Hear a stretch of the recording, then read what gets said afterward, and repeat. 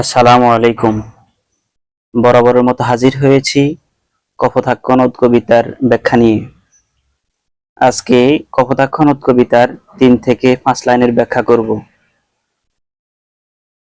সতত যেমতি লোক নেশার স্বপনে শুনে মায়া মন্ত্র ধ্বনি, তব কলকলে জুড়ায়ে কান আমি ভ্রান্তির ছলনে। কবি এই ৩টি লাইনের মধ্যে ২টি কথা বলেছেন। একটি বলেছেন ভ্রান্তির ছলনে, কবির মন উচ্চারিত শব্দ। আরেকটি হলো মায়ামন্ত্র ধ্বনি, যেটা স্বপ্নের মাধ্যমে করা হয়। কবির জন্মস্থান বাংলাদেশে, বসবাস করেন ফ্রান্সে। তিনি তার জন্মস্থানের শৈশবে বেড়ে ওঠা কপোতাক্ষ নদের তীরে থাকাকালীন সময়ে নদের যে কলকল আওয়াজ শুনতে পেতেন, ফ্রান্সে বসেও তিনি একই আওয়াজ শুনতে পান। তিনি বলেন, যে আওয়াজটি তিনি শুনতে পান সেটা ভ্রান্তির ছলনে, মানে ভুলবশত। আর এই ভুলবশত তিনি যে আওয়াজটি শুনতে পান, তিনি এটাকে তুলনা দিচ্ছেন স্বপ্নের সাথে। স্বপ্নে মানুষ অনেক কিছু দেখে আর শোনে, কবি তাকে মায়ামন্ত্র ধ্বনি বলেছেন।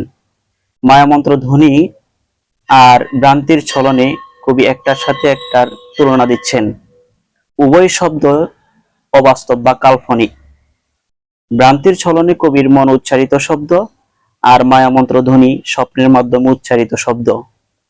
কবি স্বপ্নের মাধ্যমে যে মায়ামন্ত্র ধ্বনি শুনতে পান, এটির সাথে তুলনা করেছেন কবির মন উচ্চারিত শব্দ তার ভ্রান্তির ছলনের সাথে।